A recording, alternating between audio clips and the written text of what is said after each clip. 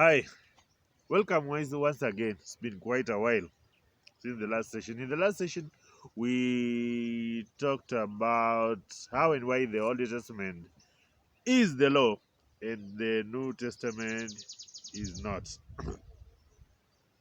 And we agreed that in the Old Testament, a testament is a covenant, and changing from the old to the new, the covenant was changing. So today we are going to look at why Jesus Christ distanced himself from his Father's law. Jesus is God, Jesus is the Son of God, Jesus is the Son of Man. We explained that in one of the previous sessions, and we still are going to explain it in the future. So, there is somewhere in the Bible where Jesus Christ distanced himself from God's law. Now, and to know that Jesus Christ was bringing a change unto the covenant, or from the law to the church, from the temple to the church, from the law of the Old Testament to the law of faith, to grace. That we can see in the words of Jesus Christ himself.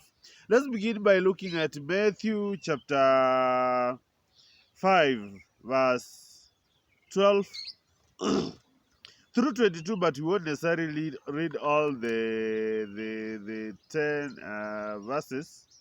We will just look at one or two. Matthew chapter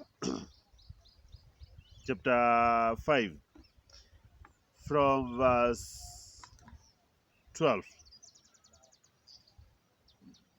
And this is what it says. Actually, we shall read verse 22. Just verse 21 and 22. And this is what it says. Matthew chapter 5, verse 21 and 22. You have heard that it was said to those of old, you shall not murder, and whoever murders will be in danger of judgment. But now I say to you, whoever is angry with his brother without a cause shall be in danger of the judgment. Whoever says to his brother Raka shall be in danger of the council. But whoever says you fool shall be in danger of hellfire. Then at one time in the previous session also, we say that many a times we read the whole verse when the context is in two lines, maybe two words, maybe 7 words. And so the context here is in these words. You heard of in the old. You have heard that it was said to those of the old. But now I say, forget what has been said. You have heard that it was said, but now I say. Now that is the changing. You see? That's the changing of the covenant. That's he was basically telling you that this is what I came here to do. This is what I came here on earth to do. Bring the kingdom, because I have the kingdom on my shoulder, and only God can carry the kingdom. Only a king can carry the kingdom with him. Bring the kingdom, and then bring an end to the law by the death of the giver of the law, who is the same God who brought the kingdom. So here he says, you have heard that it was said of the old, but now I say. That is proof enough that Jesus Christ was actually changing on the law, or doing away with the old and bringing in to the law. So, if you stuck and held on to that law, two things. One is in the Bible. We shall read in John 15:25. When you stick and hold on to the law, keep the Sabbath, because it was said, never abandon it for the rest of your life, for all eternity. Do this and that. It was written. It was written. It was said. That's the law. Holding on to it. Listen to what Jesus calls those who hold on to the law. John 15:25. And that is how we learn, we see what how Jesus refers to those who hold on to the law. Uh, because Jesus himself has come and said, "You have heard that it was said to the of the old," and the part that he quotes actually is among the 10 Commandments. Is of the 10 Commandments, because that is the basic part of the law. You really see as the law. For those who hold on to the law, this is how Jesus says. Let's begin from verse 24 so that you see it's Jesus Christ himself. But the context is in verse 25. If I had verse 24 of John chapter 15, if I had not done among the works which no one else did, they would have no sin. But now they have sin, also sin, and also hated both me and my Father. That's Jesus. Verse 25. 24 was to tell you it's Jesus Christ speaking. Now 25 he says, but this happened that the word, is still Jesus saying, but this happened that the word might be fulfilled, which is written in their law. They hated me without a cause. Which is written where? In their law. Jesus is referring to what is written in Psalms chapter 35 verse 19. Psalms chapter 19 verse 35. They hated me without a cause. Blink not on me, you, or wink not your eye, you who hate me without a cause. That's what it says. We are not necessarily going to read that place. It's in Psalms 19:35. Just to be sure I'm not confusing the book, we actually can look at it. It's in Psalms. It could be chapter 35 verse 19 or chapter 19 verse 35. So that is where we have to correct. That is the reason we are going there. Let's begin with that 5 verse 19. Psalms 35 verse 19. Just to be sure that I'm quoting the right place so that I don't confuse you.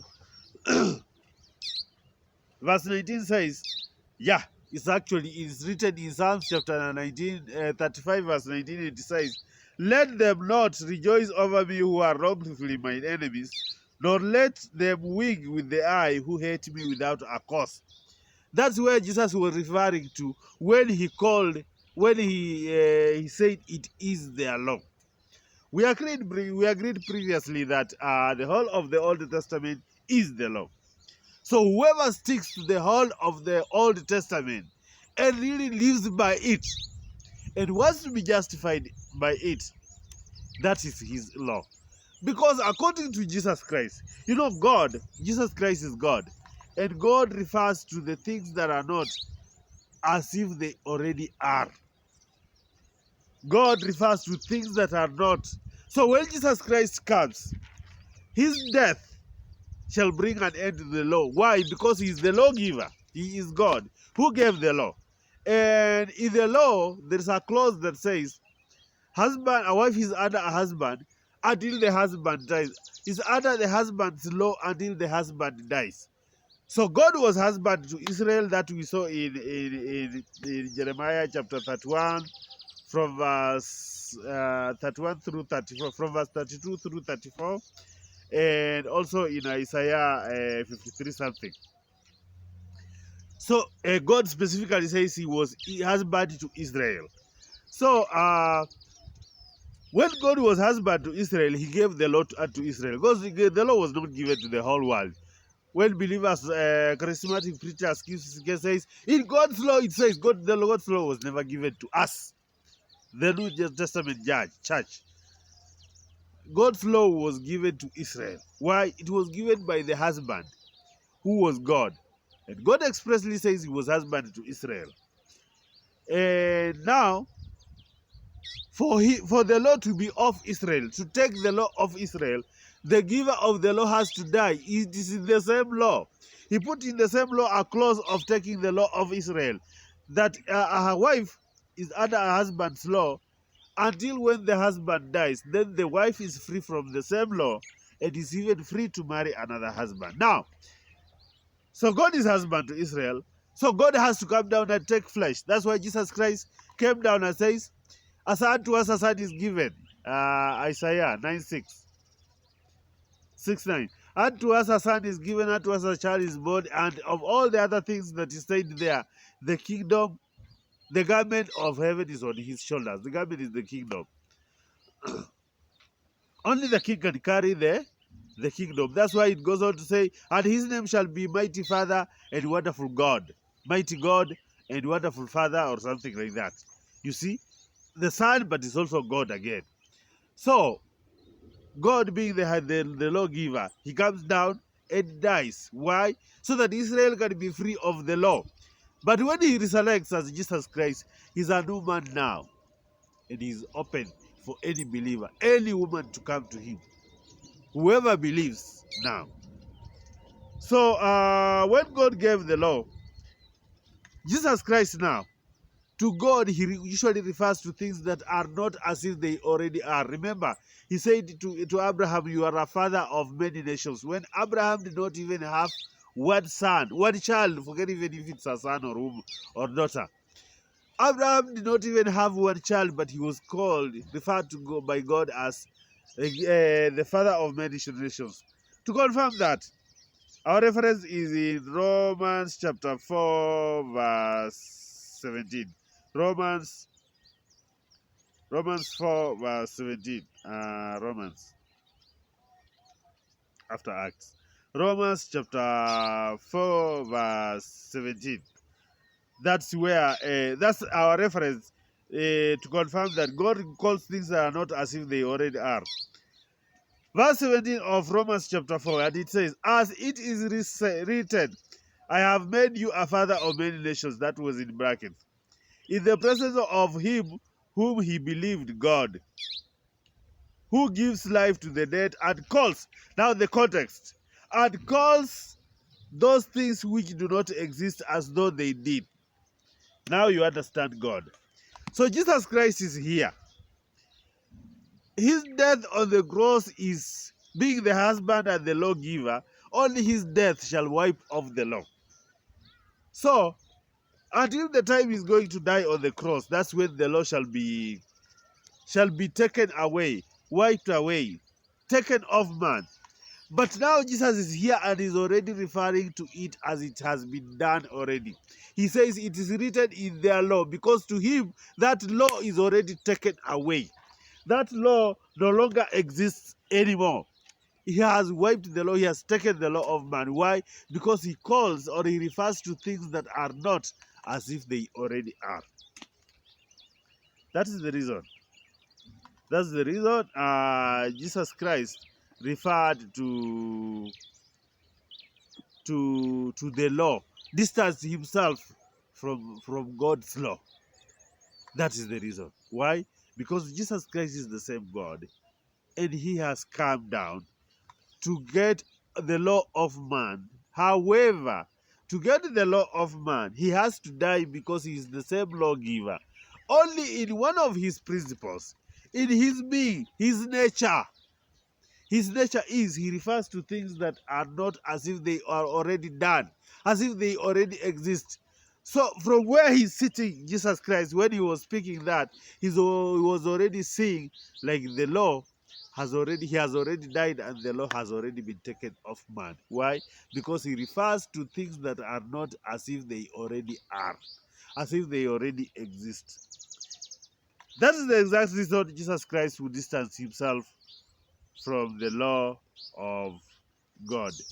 And funny thing about God is, God foreplanned this change of the covenant long in the Old Testament, even through his prophets, that things would be different.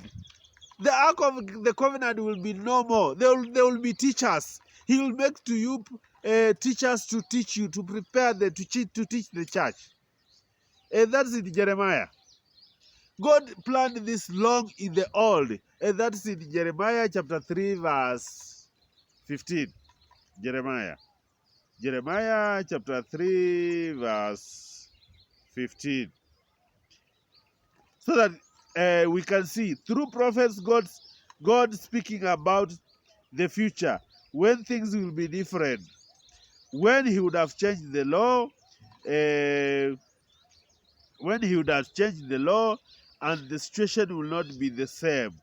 From verse 15. In fact, we shall read from verse 14 so that you see how it will change.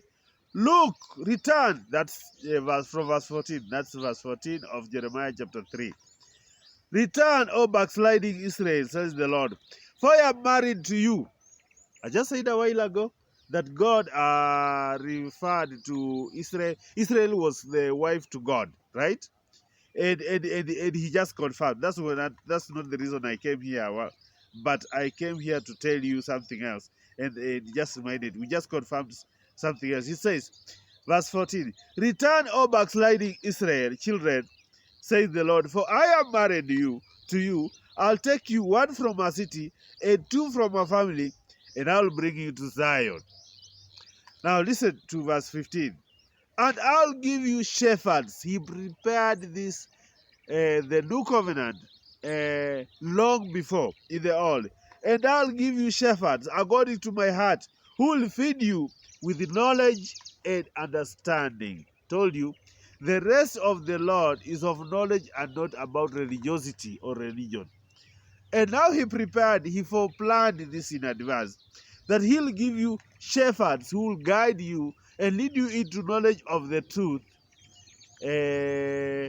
So that was speaking about the current, present-day teachers.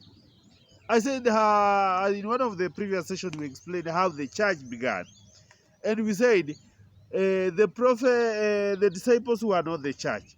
The firstborn of the church was the Roman centurion at the cross, because the church is a congregation of believers, and believers, you believe in your heart and confess by your mouth.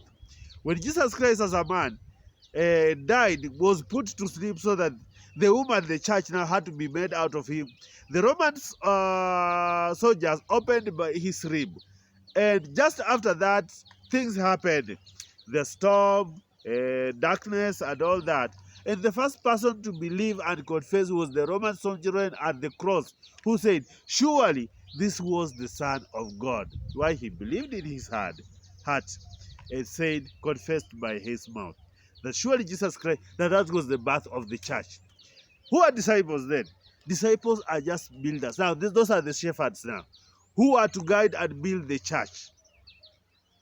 Who are to guide and build the church now into a table of sacrifice, eternal sacrifice unto God. Why? Because they were builders before.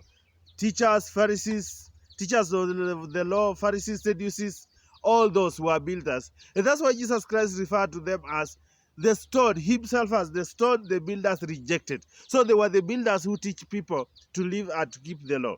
Now, Jesus Christ comes and prepares his own and makes his own teachers. Those teachers are these shepherds that God spoke about in the beginning. Now, these shepherds, their job is to build the church. To build the church and to make the church is a confession of believers, people of faith, to build them one onto another like stones. That is written in 1 Peter 2:5. 1 Peter 2:5. Maybe let's finish with the 1 Peter 2:5 as we finish today's session. That was 1 Peter 2:5. That is about the church.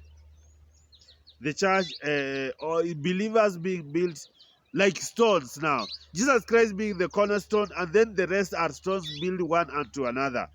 Verse 5 of 1 Peter chapter 2. It says, you also, as living stones, are being built up a spiritual house. You see? Believers are now a spiritual house, a holy priesthood, to offer up spiritual sacrifices acceptable to God through Jesus Christ. That's the church. So why did Jesus Christ distance himself from the God's law? The reason is why he changed it from the temple. People who are righteous, the righteous from the days of the law. People who are righteous by keeping the law to people who are righteous by faith. Just faith and righteousness given by God Just God's grace so that nobody can boast. Why? Because the temple does not give God spiritual sacrifices. It gives God physical sacrifices of the altar of stones built up and made into an altar, and then an animal, maybe a bull or a cow or a heifer or whatever, a ram or sheep or whatever, they is put on it and is roasted, the aroma goes up. But now we are speaking about the church for spiritual sacrifices, eternal spiritual sacrifices, only the church can do it. That's why Jesus Christ had to make change. God had for plan that changes will come from that was the beginning. The law was only meant to guide man to God, to righteousness, to grace. Then once Jesus Christ has come to bring the righteousness, the work of the law is finished, and now the church is built. The church is a congregation of believers built one to other. Jesus Christ being one, the foundation himself, but being the cornerstone, and all the rest are stones. Believers are stones built unto him as a spiritual house for offering eternal sacrifices unto God. So when to hold unto the law, keep this, keep that, it was written, never abandon it for eternity, for all eternity. It was written. The one who said never abandon is the one who has come to take it away. So you can accept his first one, but his first action of saying never abandon it, but you cannot accept the second one when he comes to take it away himself. You mean he takes you in, he gives you his law, and then you become the law becomes by you. Let me tell you a small story. So it's common here in Kenya, and he said we have a tribe here, a small tribe here called Masai. Very principled. Whatever you say them, you can't change. That's where we are trying to be with God. Like security guard, you hire a Masai, you put him in the compound, you tell him, I'm going for a journey, I'll come back on Wednesday. Open for nobody till Wednesday when I come back myself. You go away. Unfortunately, some changes happen and then you come back on Monday or on Tuesday. He won't open for you until Wednesday comes. It's your own home, he's your security card, and he's paid by your salary, your own money. But he can't open to you. That's what the world has become. That's what the believers have become. When you hold on to the law, you are hindering God from eternal sacrifices. You are keeping God, you are hindering God, you are making sure that time does not come when he receives eternal sacrifices. Whose job would that be? Satan's. So when you keep on to the law, you are actually under Christ. To the next session, ladies and gentlemen, good morning.